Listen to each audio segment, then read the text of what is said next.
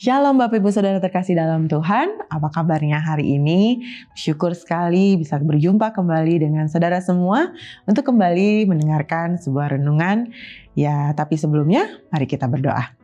Bapak, kami mengucap syukur untuk hari ini Tuhan. Terima kasih untuk kehidupan yang masih Engkau berikan buat kami, kesempatan yang indah di mana kami boleh kembali merenungkan firman-Mu Tuhan. Biarlah Roh Kudus memimpin kami dan mengurapi kami, mengajarkan kepada kami serta memampukan kami untuk melakukannya dalam kehidupan kami sehari-hari. Dalam nama Yesus kami siap untuk mendengarkan firman-Mu. Haleluya. Amin. Saudara, renungan hari ini saya beri judul Jadilah Domba yang Baik. Tetapi sebelumnya, mari kita saksikan sebuah video berikut ini.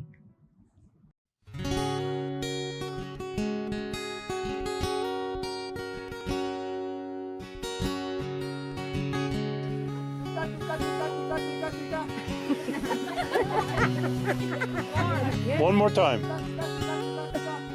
Oh, one is.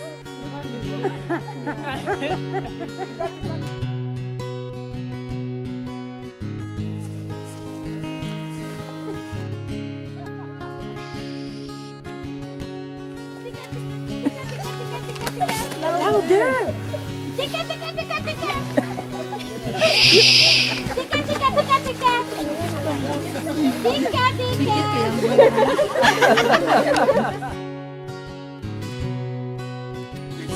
Tika, tika, tika, tika. Ayo.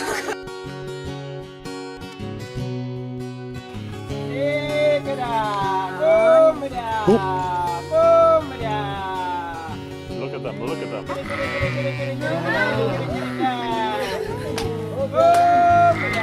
That's amazing. Isn't that amazing? They are coming. Oh my God. Woo! Oh my God. I can't believe it. Oh my God. This is right first. Oh my God. This is amazing. One more. You scared them. Yeah, Eunice made him go away. Oh my God. Was that cool or what? Oh my God. You will never have the same again.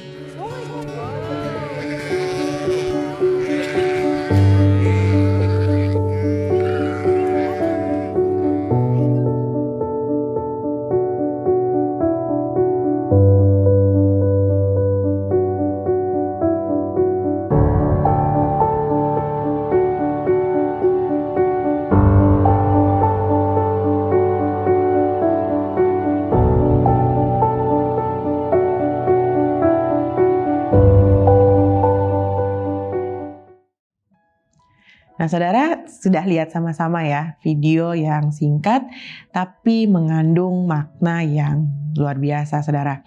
Mengapa kita bisa belajar dari video tersebut tentang bagaimana menjadi domba atau tentang bagaimana hubungan gembala dengan dombanya, saudara. Ternyata ada beberapa hal yang bisa kita pelajari. Mari kita sama-sama melihat ayatnya di dalam Yohanes 10, saudaraku. Nah, kitab Yohanes 10 ini kalau saudara nanti baca kembali, saudara ya, dikatakan gembala yang baik dari ayat 1 sampai selesai, saudaraku. Sebenarnya sampai ayat yang ke 38 itu bicara tentang hubungan gembala dengan domba, saudara. Jadi bagaimana sebagai gembala yang baik atau Tuhan Yesus adalah gembala yang baik, saudara bisa melihat bahwa ternyata Dia juga pintu di mana di mana domba-domba dapat masuk ke dalamnya. Nah, saudara, kita lihat sama-sama ada dua hal yang akan saya sampaikan mengenai menjadi domba yang baik ini. Yang pertama adalah sebagai domba yang baik atau domba yang baik adalah mengenal siapa gembalanya. Domba harus mengenal siapa gembalanya. Dari video tadi kita lihat saudara, ada banyak orang berusaha untuk memanggil domba-domba tersebut. Untuk memanggil ratusan domba yang ada di padang itu saudara ketika itu. Mereka coba memanggil satu persatu, mencoba memanggil seperti mengetes domba-domba itu. Tapi tidak ada satupun domba-domba itu yang berjalan mendekati orang-orang yang memanggilnya. Lalu apa yang terjadi ketika akhirnya gembalanya datang, gembala aslinya datang dan lalu memanggil domba-dombanya, baru satu kali panggilan langsung domba-domba itu bergerak saudara. Seperti berkerumun, bergerak mendekati domba, mendekati gembalanya, berjalan menuju gembalanya saudara, mengikuti kemana gembala itu pergi. Nah, kita bisa melihat bahwa domba seekor hewan atau binatang ya, mereka bisa menjadi hewan yang atau binatang yang begitu menuruti, mengenal siapa dombanya, mengenal siapa gembalanya saudara, maksud saya. Kita lihat ayatnya sama-sama saudara. Di ayat yang ke-14, Yohanes 10 ayat ke-14 dikatakan seperti ini.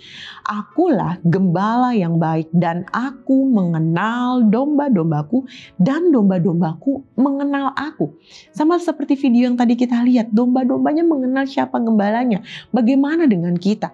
Apakah kita sudah benar-benar mengenal siapa gembala kita atau siapa Tuhan kita? Dan di ayat yang ke-27 masih di Yohanes 10 dikatakan domba-dombaku mendengarkan suaraku dan aku mengenal mereka dan mereka mengikut aku. Ya kan? Domba mengenal mana suara gembalanya, mana yang bukan suara gembalanya. Lalu apa yang terjadi? Ya ketika mendengar suara gembala, dia ikutin. Berarti ada yang namanya ketaatan dalam hal ini saudara. Sebagai domba yang baik, kita bukan hanya mengenal siapa gembala kita, tapi kita dapat menuruti dan taat sama apa kata gembala kita. Sama apa kata Tuhan, sama apa kata firman Tuhan. Itu yang harusnya terjadi kalau kita menyebut diri kita domba dan kita memanggil dia sebagai gembala agung kita saudara.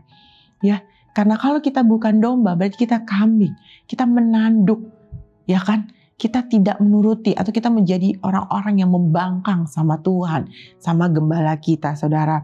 Kita lihat kembali saudaraku di dalam 2 Petrus 2 ayat 1-2 dikatakan seperti ini. Sebagaimana nabi-nabi palsu dahulu tampil di tengah-tengah umat Allah, demikian pula di antara kamu akan ada guru-guru palsu. Mereka akan memasukkan pengajaran-pengajaran sesat yang membinasakan, bahkan mereka akan menyangkal penguasa yang telah menebus mereka dengan jalan demikian segera mendatangkan kebinasaan atas diri mereka. Ayat 2, banyak orang akan mengikuti cara hidup mereka yang dikuasai hawa nafsu dan karena mereka jalan kebenaran akan dihujat saudara. Nah di ayat yang kedua, di ayat 1-2 ini saudara, kita dapat melihat bahwa ternyata akan muncul atau telah muncul dari zaman dahulu sampai dengan sekarang gembala-gembala yang palsu, nabi-nabi palsu dengan ajaran-ajaran mereka yang akan menyesatkan saudara. Jadi dalam hal ini saudara harus benar-benar mengenal betul mana yang suara Tuhan, mana yang adalah pengajaran Tuhan dan mana yang bukan. Segala sesuatu yang tidak tercatat dalam Alkitab, segala sesuatu yang bukan firman Tuhan atau bukan perkataan Tuhan, jangan pernah engkau terima, jangan pernah engkau lakukan. Karena itu hanya akan menyesatkan engkau kepada jalan kebinasaan.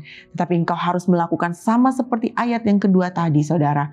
Bahwa jangan sampai engkau keluar dari yang namanya jalan kebenaran. Karena kita tahu orang-orang seperti itu atau gembala-gembala palsu akan menyesatkan engkau. Karena mereka hanya akan menghujat yang namanya jalan kebenaran. Tetapi engkau tetap bersyukur, engkau tetap harus menyadari bahwa gembalamu, Tuhanmu adalah jalan kebenaran itu sendiri dan engkau harus tetap berada di jalannya Tuhan.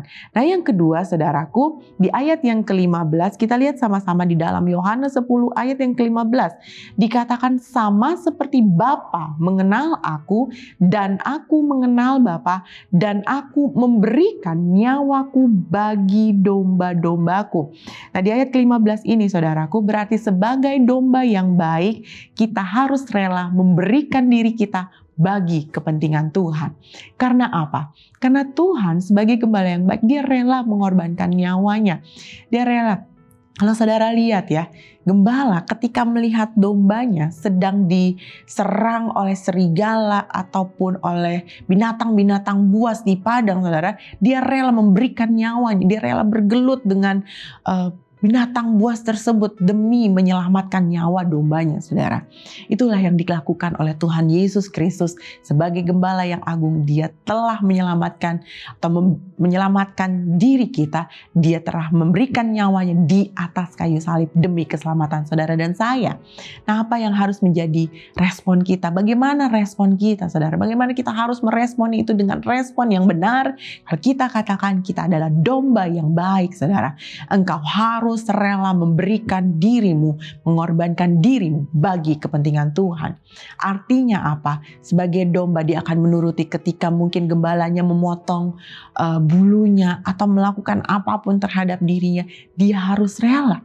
Dia tidak bisa membantah sama sekali. Dia tidak bisa berkata bahwa Tuhan, aku tidak mau. Gembalaku, aku tidak mau memberikan diriku. Tidak bisa seperti itu. Karena domba ini sadar bahwa gembalanya yang memelihara hidupnya. Gembalalah pemilik hidupnya. Gembala yang memberikan dia makan dan sebagainya.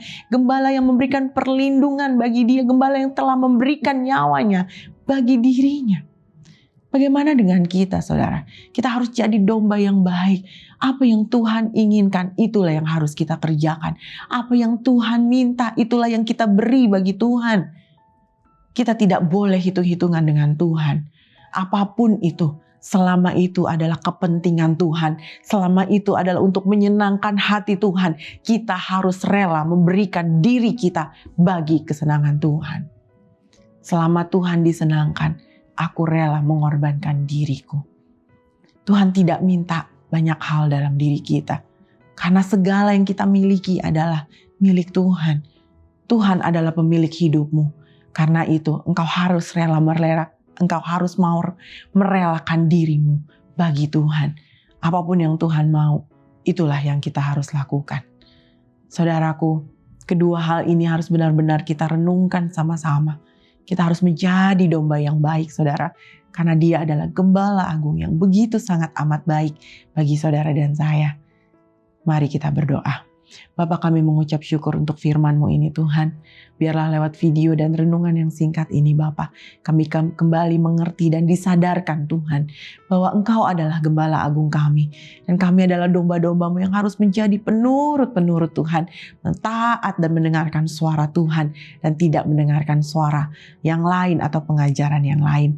Biarlah Tuhan, Roh Kudus memampukan kami, agar kami bukan hanya menjadi pendengar firman-Mu yang baik, tapi kami dapat menjadi pelaku firman-Mu dalam kehidupan kami sehari-hari, sehingga nama Tuhan dimuliakan. Dalam nama Tuhan Yesus Kristus kami bersyukur. Haleluya. Amin. Tuhan Yesus memberkati. Shalom.